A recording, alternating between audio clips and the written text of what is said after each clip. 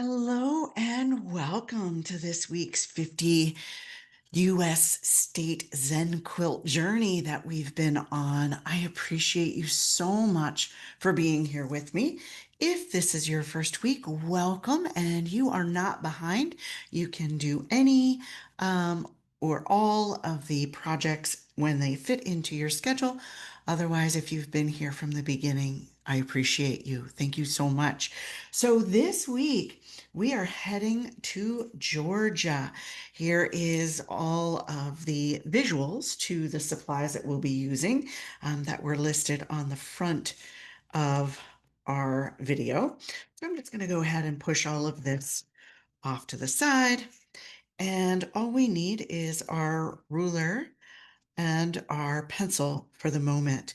And again, I'm still working with this very awkwardly large ruler because somewhere I have my little ruler. It'll pop up at some point when I don't need it anymore, I'm sure. But we're going to start with that same 3/16 inch border that we've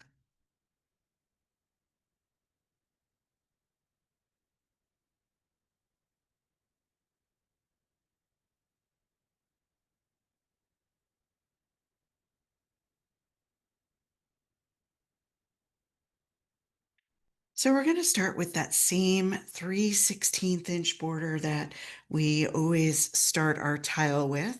Again, just to give us that uniformity, um, so that when we put all of these tiles together into our quilt, we'll have some form of marriage between all of those very unique tiles. So just 3/16 inch border, laying those hash marks.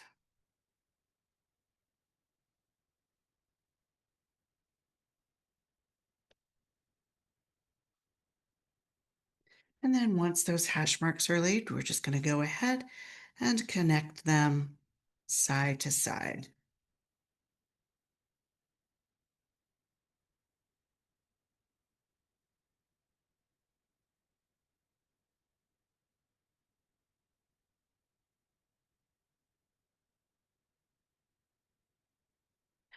So once we've created that border from this point forward, we're only going to be working in that center space.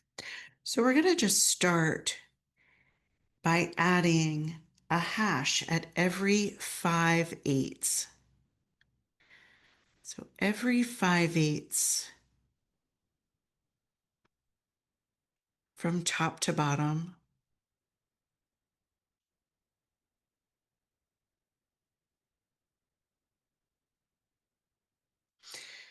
Adding just that hash. And then we're going to go ahead and connect that hash mark side to side to create rows in that center space.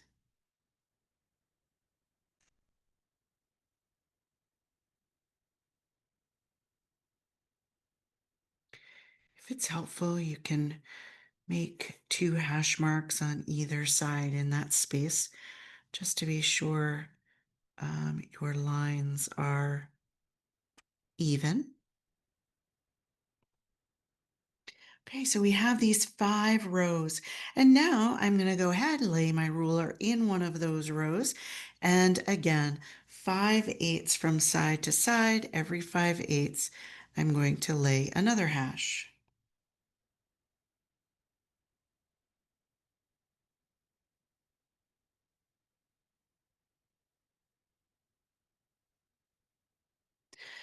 So inevitably what we're going to be creating here when we connect these hashes now side to side is a boxed grid. So we're going to have this box grid that's going to define the inner space of this week's quilt.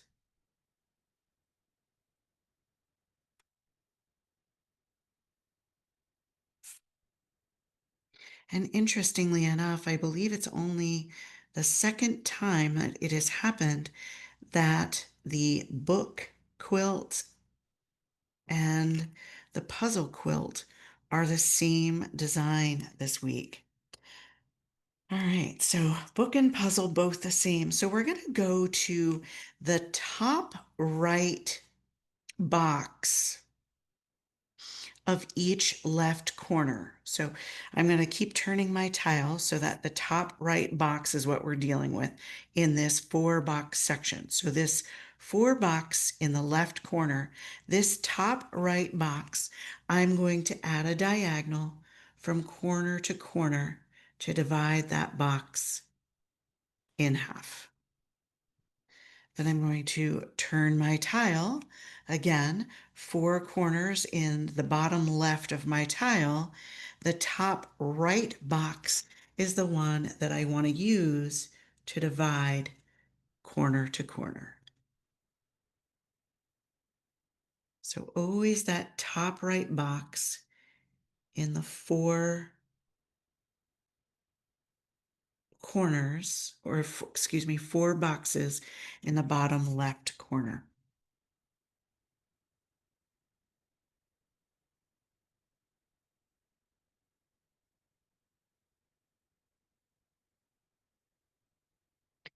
So here's what we should end up with. And just like that, we're all strung up for this quilt. So I'm going to go ahead, warm up that kneaded eraser, make sure that it's nice and stretchy. That's when you get that that warm, stretchy allows you the most ability to pull this off so beautifully. So we're just going to dab along these original string lines, not erasing, just toning them down so that they hide in the background.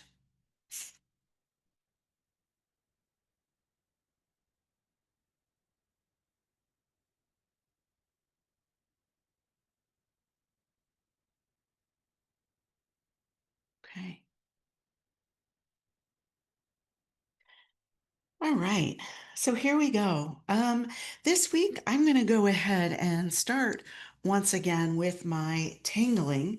Of course, you can do anything that speaks to you at this stage in the game. So I'm going to start with my tangling, and I'm going to be using the light gray. So we have Georgia. Of course, we have the state crop, which is peanuts that they boil. Oof, I don't know. I've never had a boiled peanut, but I think I might be good. I don't know. We'll see. But anyway, we're going to go to this very center square that we have here, and we're going to offer a riff on the state flower, the Cherokee rose. So it's very, very similar to our Tangle Iscus. So that's what we're going to use in this corner block. So Ixis begins with an orb. And of course, that orb can be as big or as small as the space you want to fill. So ours is just kind of tiny. And so we're going to offer an orb accordingly. And we're going to lay 5 small rice shapes. And again, that could be as big or as large as your space allows, but we're working on that 3.5-inch tile. So we kind of want to keep them a bit small and tight. So once we have those 5 rice shapes wrapped around that center orb, we're going to start in one rice shape and we're going to work our way backwards. So not typical, usually we're working forward through this process, but we're going to start at the tip of any one of those rice shapes, and we're going to create a wavy line backwards. This wavy line is going to represent the shape of your petal. So keep that in mind as you work your way around. So now that we have this first kind of wavy line to indicate our petal, I'm going to go to the next rice shape and again work my way backwards. So always going to the next rice shape, working your way back, and landing on the petal before. And then when you're all done, you're just going to go ahead and continue that first line until it meets that final petal. Isn't that cute? Yeah, so this looks very similar to, again, that Cherokee rose, the state flower of Georgia. And The Cherokee rose is white, but we're going to be rebels because we can be. And inevitably, I am going to make those pink. So if you're following me, those will become pink. So we're going to keep this flow with our iscus flower, and we're going to go to each of those corner blocks and do exactly the same thing. So we're going to do one of those ixus roses or ixus flowers or organics right into each one of the four corners of our quilt block. Taking your time, being mindful of the process, and letting go.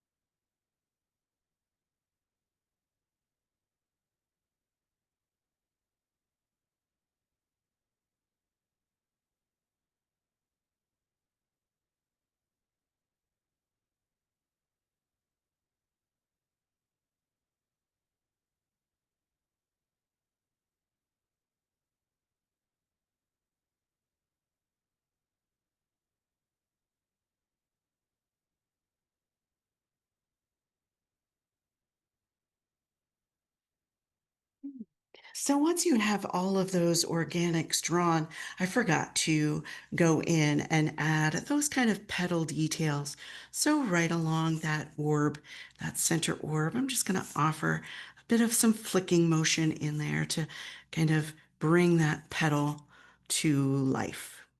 So just flicking my pen forward in that center, adding just a few little lines indicating those kind of creases or um, veins of our individual petals.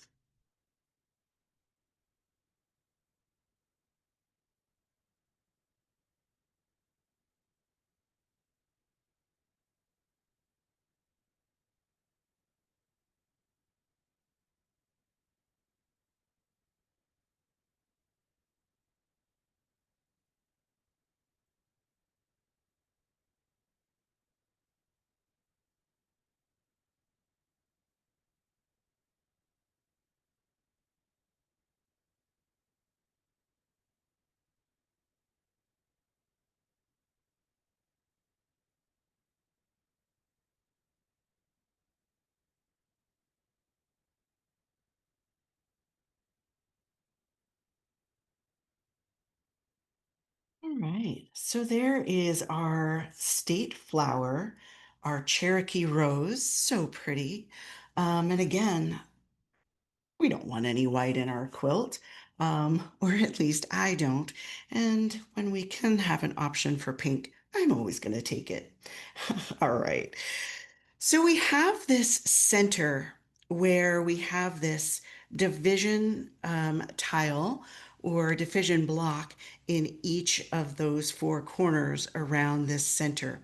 So we're going to work in the four main blocks and the triangular spaces in those corners right now. And what we're going to offer in there is some oak because the state tree is the live oak. So oak, we're going to kind of use a variation of it because oak usually operates off of a center orb, but instead I'm going to peel off the individual leaves and I'm going to allow this to be the center of our oak, and we're going to wrap it right around our iscus. All right. So oak begins with an elongated S shape with a tethered aura from top to bottom. And from that tethered aura, we're going to go ahead and scallop from the bottom, arch, arch, arch, tether. Tether, arch, arch, arch. And you can, of course, do this again from the bottom up if that works for you. Kind of like the wonkiness of how it works top to bottom and then bottom to top. But I'm not a real structured girl. So if that really doesn't speak to you, by all means, again, start at the bottom and work your way up and tether. All right, so now we're going to just add a bit of line weight and depth to the sides of those petals. So just on the underside of each one of those scallops, I'm just going to pull down a little bit of a tethered line weight that kind of just tethers right onto the hump and down the side of that leaf.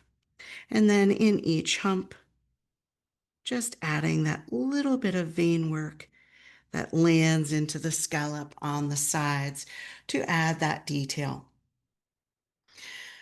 So I'm going to do that to all four of the boxes or blocks around that center iscus. Elongated S, tethered top to bottom aura, adding the scallops on either side that again tether to both the top and the bottom. And then adding that line weight or definition to the rounding of each one of the sides of that oak leaf. And then adding those little veins that fall into those scallops. I love the movement of that leaf just by changing how those humps or scallops are falling on that elongated S. Again, you can add a bit more structure to your expression by coming in the same direction with those humps instead of reversing.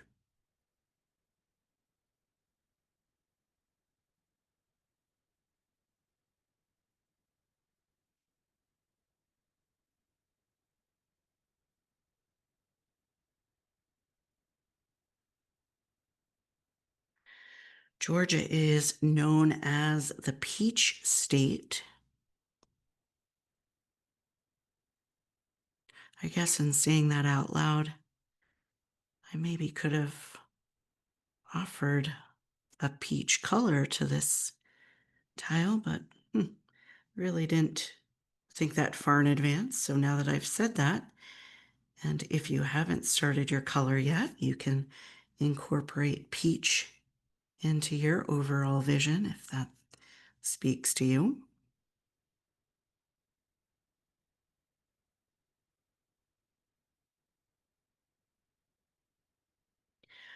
Okay, so we have these four oak leaves for our oak tree coming from that center, but we have these four half blocks as well. So we have choices. We can do what we can see and know that our scissors cut off that oak leaf right across the center to fill this space.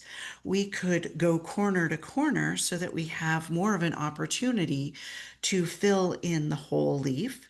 Or you could put a teeny tiny little oak leaf in that triangular space to complete the whole thing.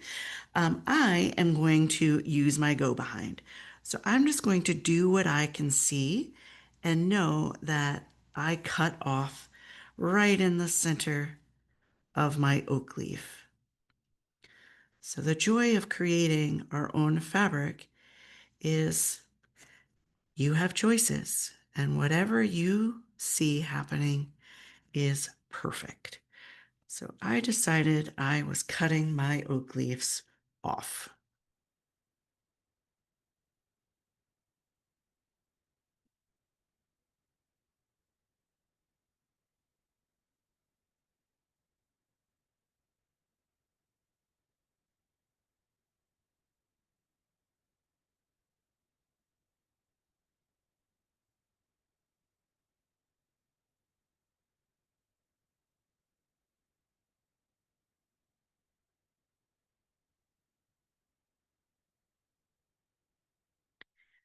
Thank you for all the love that you showed last week to finally having another quilt. I appreciate all of the messages and emails and all of that fun stuff.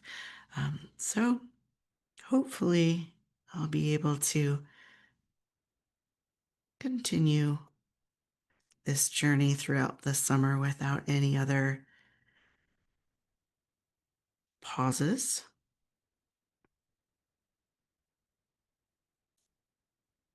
along the way. So there we have it. We have our live oak represented here.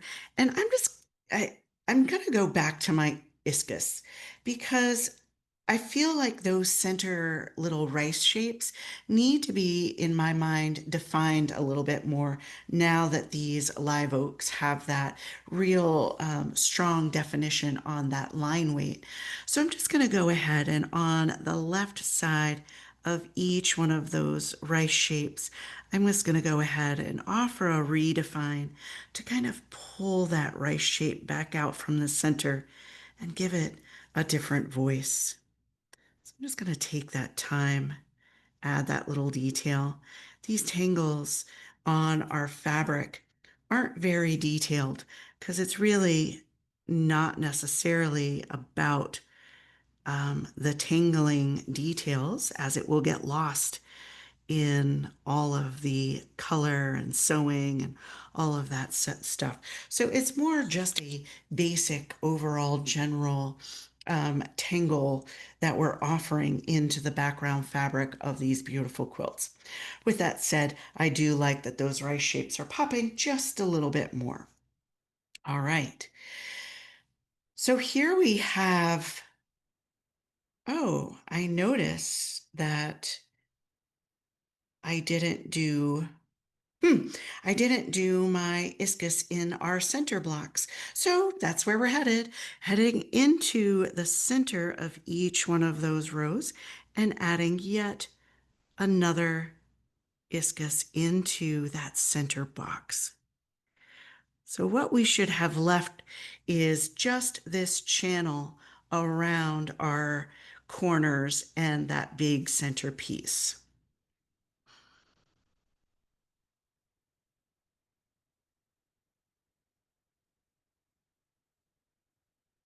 Thought it was looking a little empty, because you know me, by now I am definitely afraid of that white space. So there wouldn't be any untouched blocks here, right?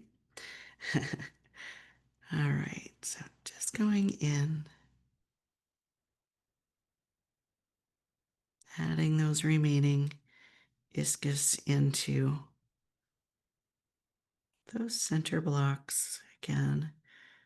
Just being mindful, you're wanting to stay within your block, or maybe use your go behind to the block if you go over,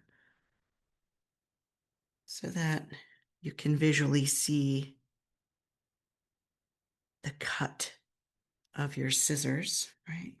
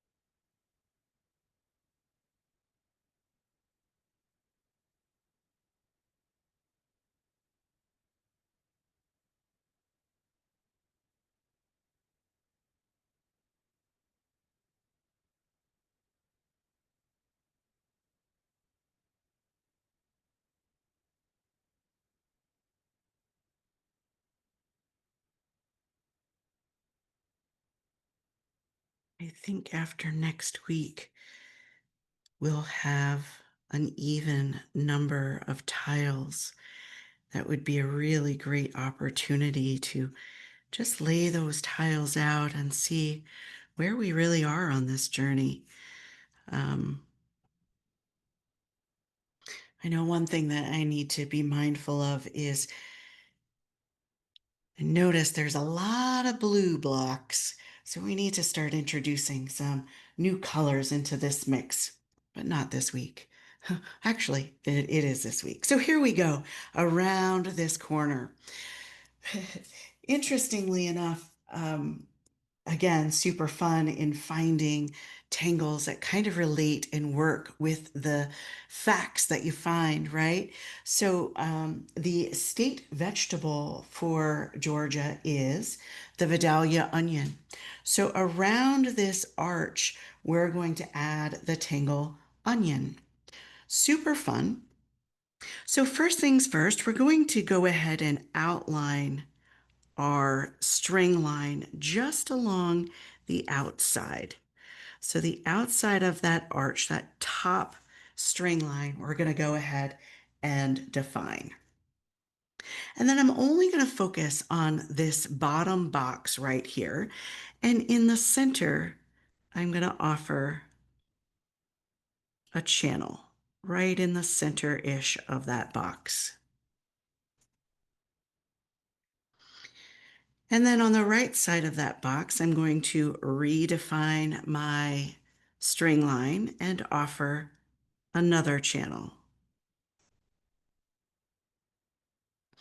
I didn't do a very good job at staying in the middle, but that's okay. You know, it always all works out. So this channel line or this string line that we've inked in is going to remain the same. What I'm going to do is follow the channel that I've created in that bottom box across the corner and into the following block. So this channel, this center channel, is going to wrap right through all the way around that corner. And I'm going to do the same thing to this bottom, wrapping it right around the corner. So adding just a little angle to that corner and then inking that box. This is going to give me my channels to begin the tangle onion. So onion begins with this kind of wavy line that will inevitably be mirrored and look like an OG grid on the other side. So I'm going to tether, arch off, weave, and tether back. So I have this connector line that tethers to that center line. I'm going to weave out and I'm going to bounce along this outer edge line. And then I'm going to bring that wave back down, tether onto that center again, and do the same thing. Now I'm only offering one wave to each section. So each box is going to get one wave. It just keeps it simple. Okay, so now that I have a wave that tethers to that center line and hits that outer edge, I can mirror that on that inner side. So however you see this being easier, we want to mirror. So you can either start in the top and weave down, or you can just continue to weave from the bottom up. Whatever's easier for you visually and being able to kind of make that work. And notice, because we're on an angle, that center is a little wonky, but it's all okay. In true fashion, it always all works out. So we have these kind of OG shapes going up this center channel. I'm going to go ahead and tether some auras right into those bellies. And you can tether as many auras as you can in that space. And when you get to the bottom, and you can't tether anymore, you're going to ink in that final arch. Now, I like to be mindful of how many auras happened on the left side, and I'm going to try to replicate that on the right side. Again, when you have this block inside of your quilt, nobody's going to pause to count your lines, so it's really not that big of a deal. But I'm going to go ahead and try to offer 3 auras into this space before I add that center.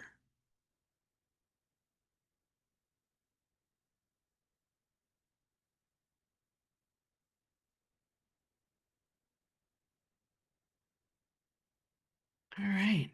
So you're going to do the same thing in each one of those sections. And it definitely doesn't matter with each section being completely different if each bulb or each onion expression matches in lines, right? Doesn't matter. You're just tethering until you can't go, tethering those auras, being mindful until you can't go anymore, and then adding that little piece of drama on the inside.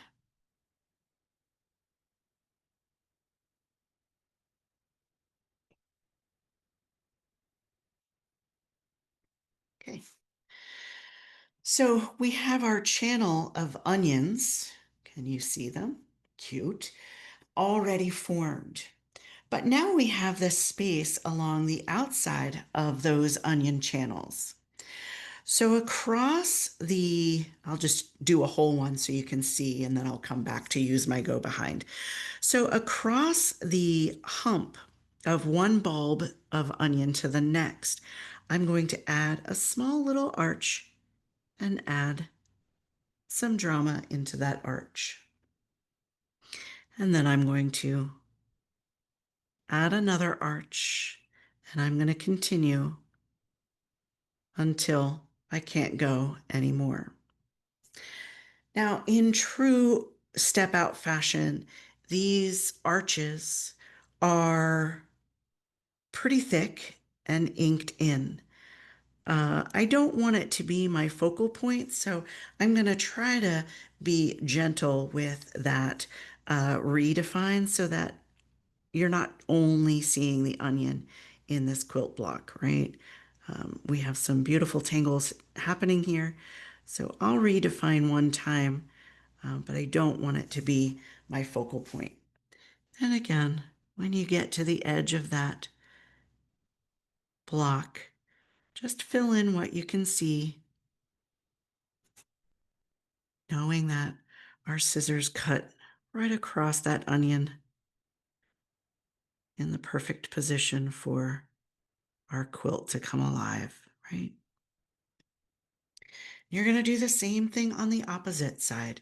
So both sides of those onion bulbs are going to get these kind of rayed lines that arch between side to side.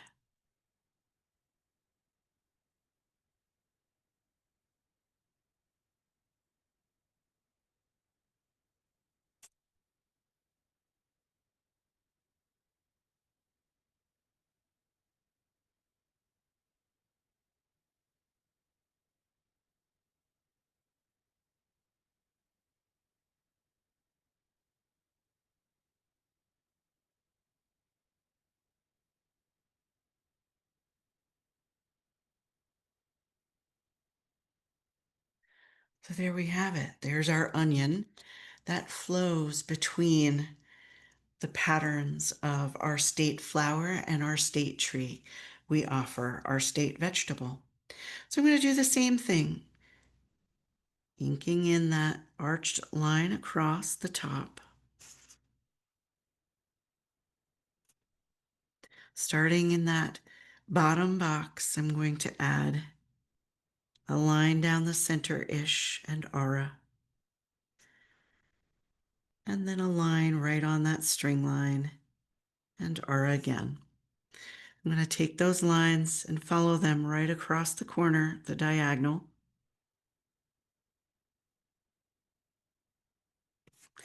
and then into that final box.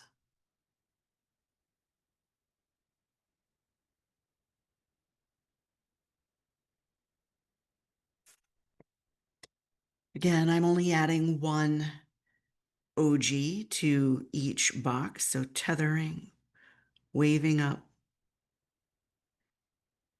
hitting that top, and then coming back down.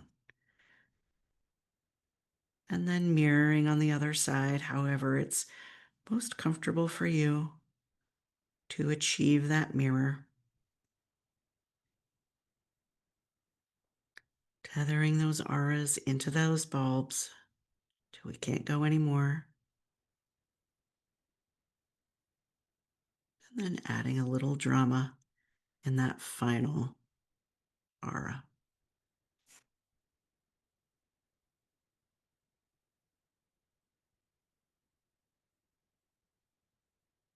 Drop your shoulders, take a breath, and enjoy the magic, the repetition of what we're doing. You know where we're headed. Each one of those arches gets exactly the same thing.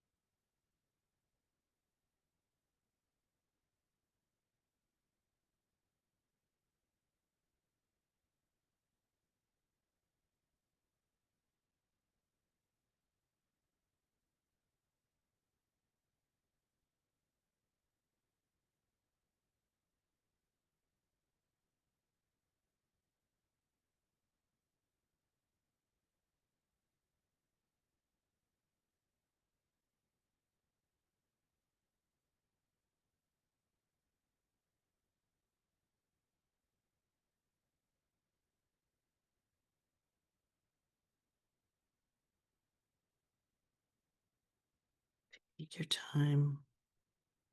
Just enjoy the process.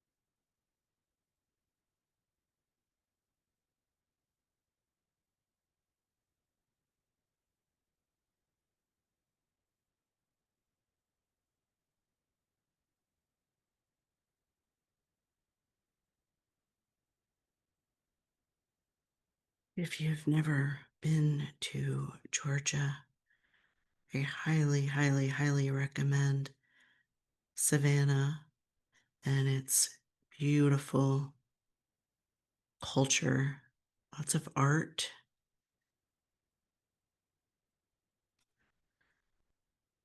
Um, just a beautiful, beautiful place to visit with good food too.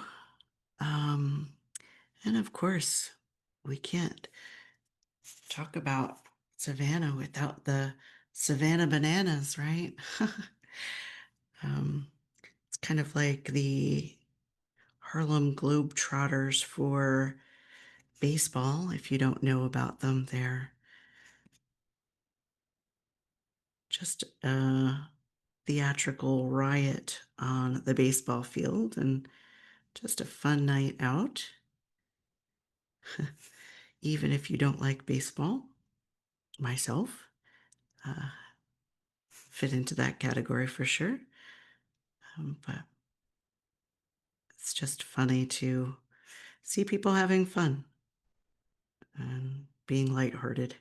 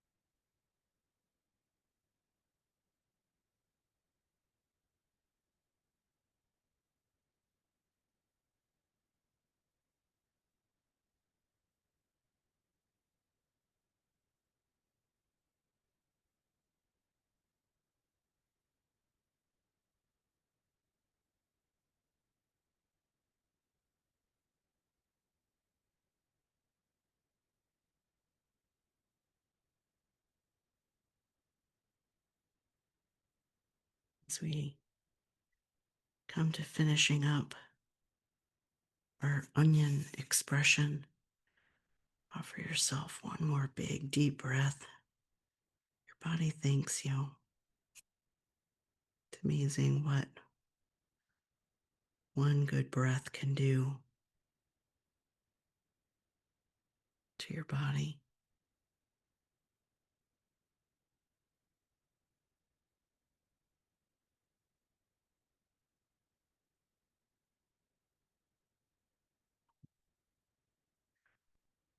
Okay, there we have it. Sticking with the state facts this week um, to accomplish our vision. There we go. So we're headed into that color. And I went back and forth so many times this week about how I wanted to introduce this color. And I'm going back to my acetate. So by all means, whatever speaks to you to offer the color onto your tile is exactly what you should be doing. So I'm going to go ahead and with my 772, that rosy color, I'm going to turn those white Cherokee roses into blushy Cherokee roses. So sticking within each block, circular motion, I'm going to go ahead and offer that dusty rose color right into that block. Being mindful that I don't want to be pushing on this blender. If you're pushing hard on the blender, you're not using it correctly. It will work with the slightest bit of touch. So pressure will be peeling up your paper. It will potentially be smearing your ink. And if that's the stage that you're in, you either need to grab another blender or um, just loosen up on that pressure. Yeah. So we don't want this paper to be pilling or moving underneath us. But I just really love this technique to get that depth automatically into the piece, into each patch without outlining the patchwork, which kind of takes away from our stitching, or our shading for our stitching to offer that poof. So me personally, this is kind of, I think, where my favorite expression is along this journey. And by all means, whatever your medium is doing or however you want that medium that you're using to work for you is totally perfect, right? So we have several different options to add our color onto our patches at this point. So take whatever speaks to you. And they don't all need to be the same as we've proven. So I think I don't know, maybe have 4 or 5 different applications at this point. Need more ink, give yourself more ink. You want to go direct with your blender to the tip of your marker, that's perfect too. So do you want to add your color before you even start tangling? That's awesome. I hope you paused and added that color as you saw it. Okay. Opportunity to go in and add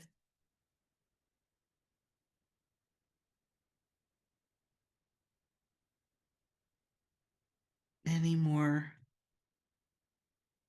depth into those blocks so that you have a bit more transparent versus opaque. Not really, but just more depth versus, that real thin coat.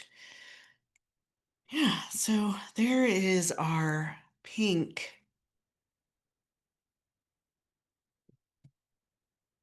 Cherokee rose, or our Ixis.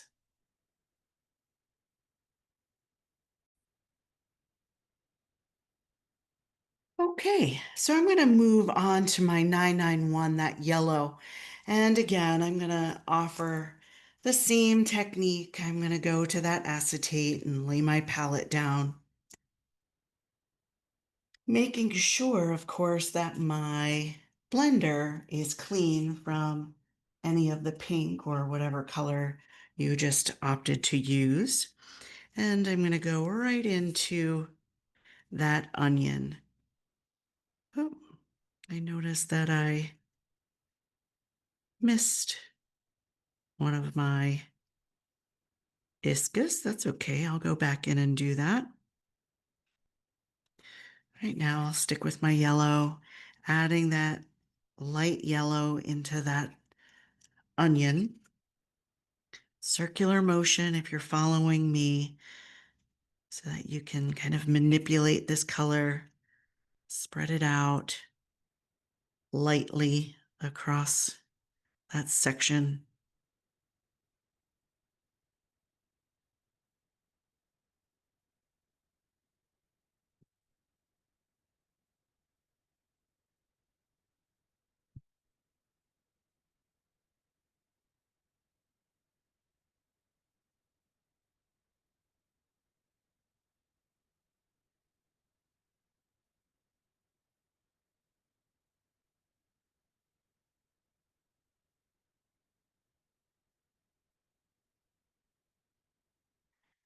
colors that I chose for this week's quilt are a bit more muted, maybe a bit more vintagey.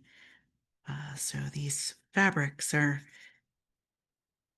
as we bring this vision together, is going to play as much a role into each block as the tangles and the story that goes with them, right? And again, I'm still pulling from my same palette. All of these colors were in my bin that we've already used. So the colors are marrying together 1 week at a time, offering different collections of colors onto each block as we go. The stories that each one of these blocks tells, along with the tangles. Again, I'm pretty confident that we've yet to offer the same tangle to any one of our states. So that's quite a feat at this point. So definitely a story to tell, which makes this pretty special. All right, I'm going to go back into that iscus real quickly that I forgot, making sure that my yellow is off.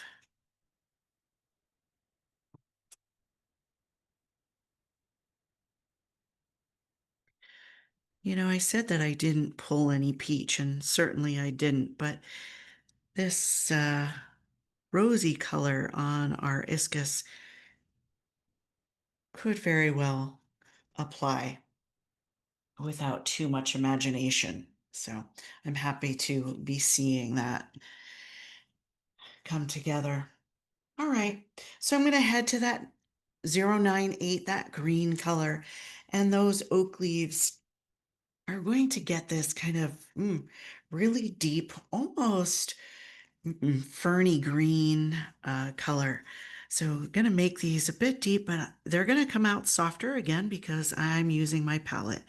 So circular motion, each block I'm doing individually. So even though they butt up against each other, I don't want to color in one clean, smooth line across those channels. I want each one of those blocks to be defined as an individual so that each one is able to get its own depth and transparency as I go. Circular motion, spreading that out across the blocks.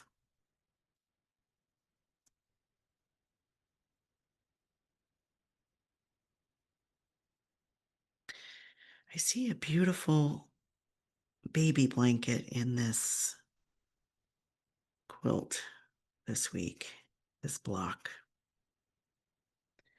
Just the soft, muted, girly colors.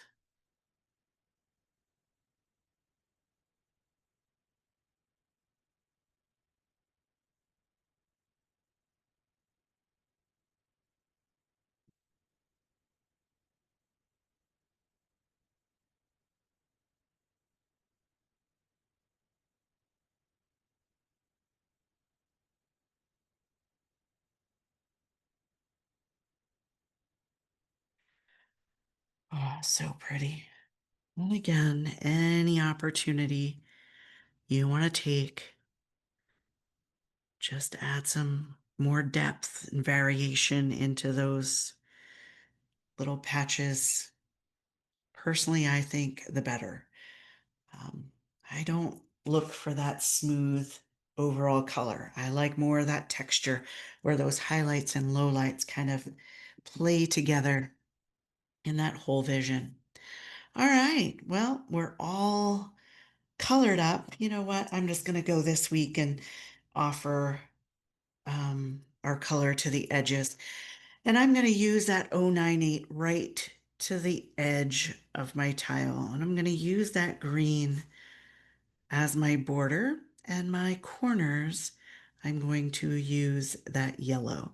So my border this week is going to be that green and yellow, and I'm headed direct.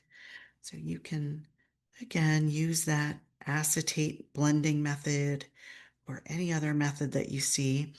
I just like that each of the borders kind of comes together in a really strong voice, kind of just toning and framing the whole quilt with these real dark edges. Every time I do an edge, I think of that satin rim on our baby blankets. That used to be my favorite part of the blanket, right? So it reminds me of that edging, that satiny edging, as I do this every single week or every week that I do it. All right. And, I'm going to change my mind and I'm going to add pink into those corners instead. And I know that there's more pink on this tile than yellow, but I feel like a lot of my corners are becoming yellow. So I'm going to change it up. Whatever speaks to you is exactly what you should be doing. I'm going to offer that pink. All right. Nice. So that brings us to the detail that makes the whole thing happen. So I'm going to go to that dark gray and I'm going to stitch every single one of these blocks individually. So I'm just going to start in the center, doesn't matter where you start. And I'm just going to start slowly, deliberately, and intentionally stitching around each one of those patches.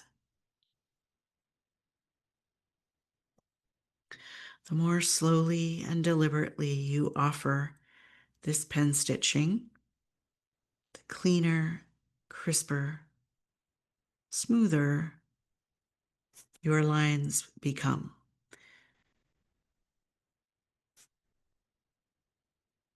So think up, down, up, down, with that thread through multiple layers of fabric and batting. That's where we are, sewing all of those patches together to form our block.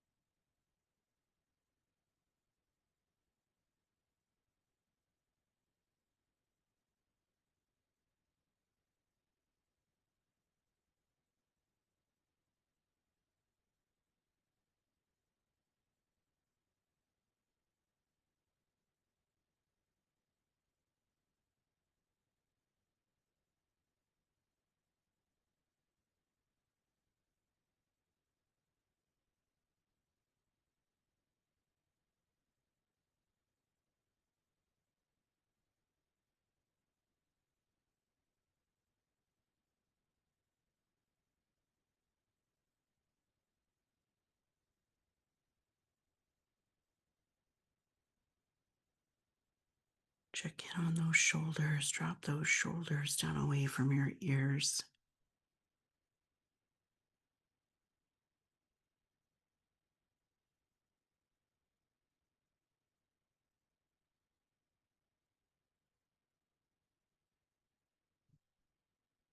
So, being mindful that even though we've perfectly cut the material for our onion to match and flow right around those corners, there's still individual pieces of fabric sewn together.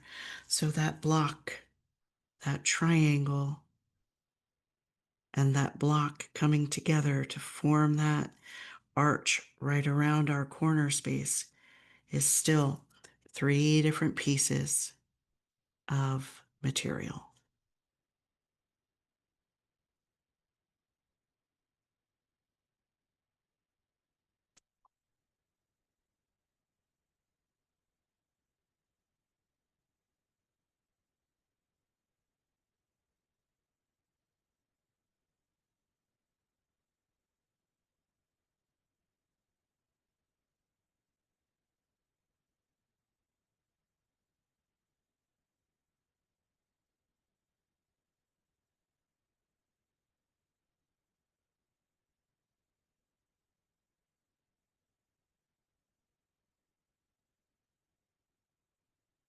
Are you breathing?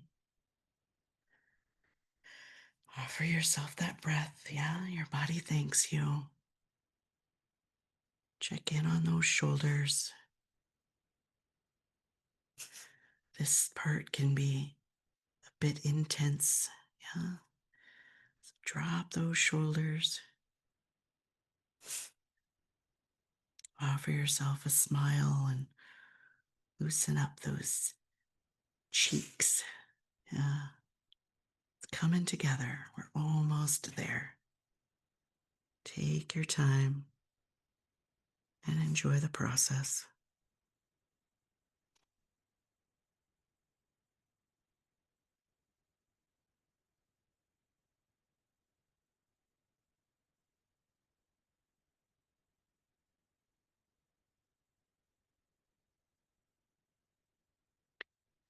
This is the piece that brings the whole block to life. That magic of stitching to turn it from a very basic, bland Zia to a beautiful quilted work of art.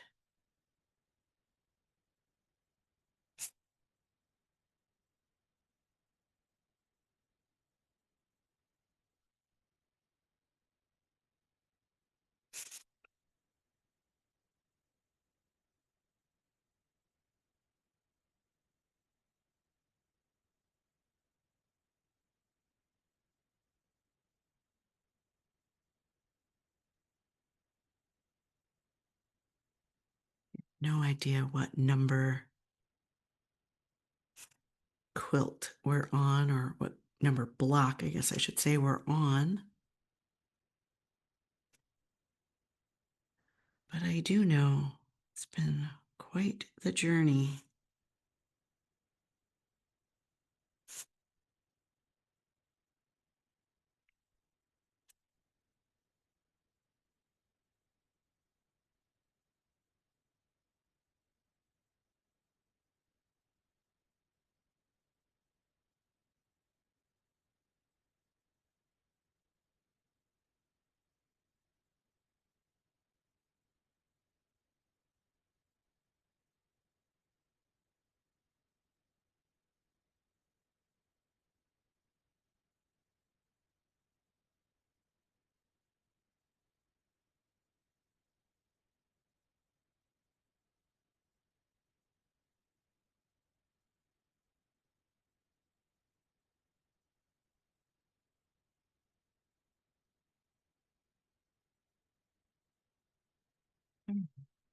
Change that perspective. Make sure all of those patches are stitched together. Yeah.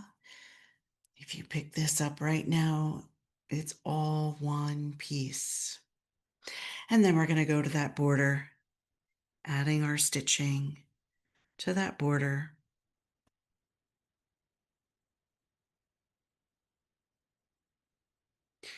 And of course, as I stitch and change that perspective, I forgot to ink the sides of my tile. So I'm noticing that those white edges are just shouting at me. So I have to remember to do that when I'm done stitching. Otherwise, all of those beautiful tiles that I'm going to put together next week, because again, I'm pretty certain that we have an even number next week. Out of all of that gorgeousness that will lay together onto the table, all my brain will see are the white edges of this one quilt block that was neglected and the fabric's not wrapping around the edge, getting rid of that white deckled edge.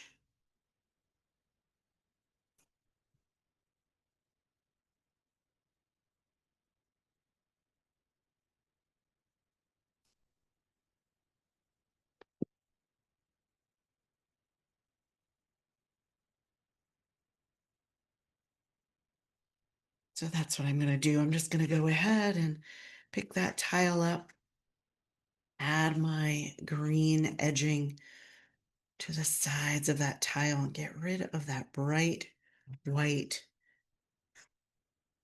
deckled edge. It just screams when we don't show that side some love. All right. So there we are. Oh, gorgeous. So we have some details, right? We want to add that depth into each one of those patches. And by doing that, or in order to do that, I should say, I'm going to go to my colored pencils. So we have our colored pencils. We know, of course, based on the colors that we've chosen and the squares that we have, where that depth is going. So this magenta could get away from us really, really quickly.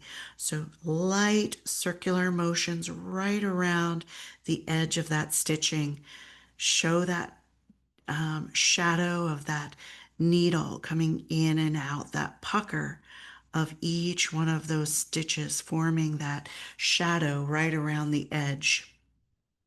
And again, by offering that shadow tight up against those stitches, not only are we showing the shadow and depth of where that poof or that stitching kind of scrumbles, is that a word? Scrunches is the word I think that I'm trying to say, underneath the pull of that needle, but it also raises or poofs up that center, and you can almost see that 3D element of our patches kind of forming right underneath that tight circular motion.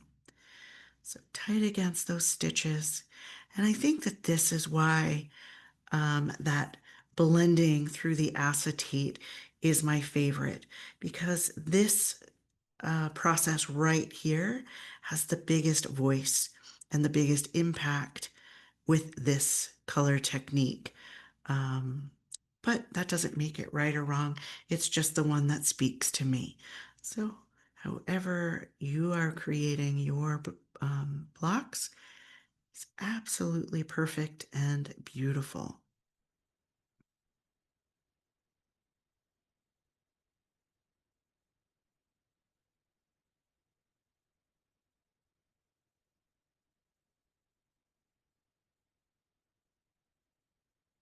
It's all about that circular motion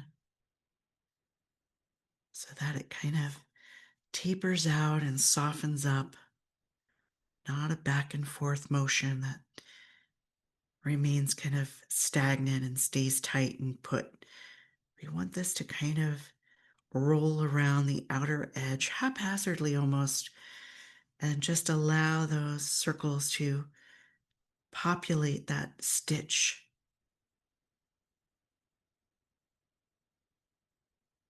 with depth, but also a light, airy feeling. Yeah. So there's that. I'm going to head to my yellow. It doesn't matter which direction you head, but I'm headed to that yellow ochre. Again, treating each one of these blocks as an individual, even though they come together in one arch around this corner tile or corner block patch. What's the word? That corner patch. I'm still focusing on the stitching of each individual unit patch.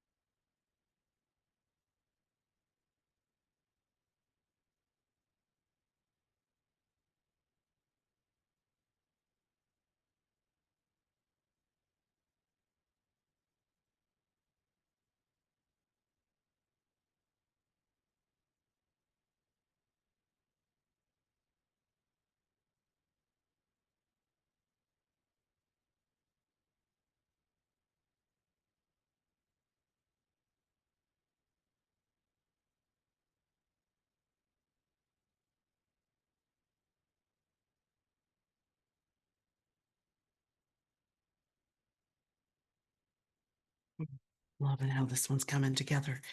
And finally, that line peel right into that live oak or our oak tangle.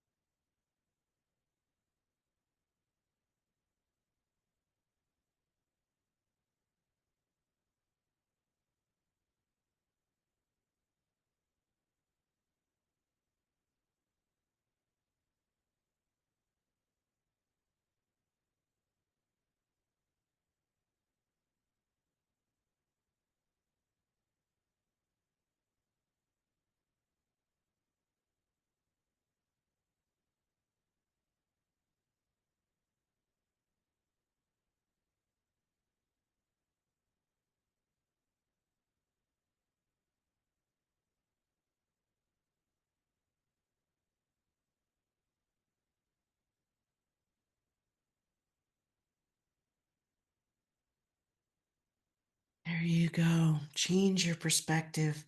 Hold your tile out at arm's length. Ooh. Ah, yeah. Go ahead and find your top, add your chop or your signature or um, whatever you do to own your masterpiece, and offer yourself gratitude and appreciation for allowing yourself to take this time with me. And thank you so much for being on this journey with me. Until next time, there's Georgia.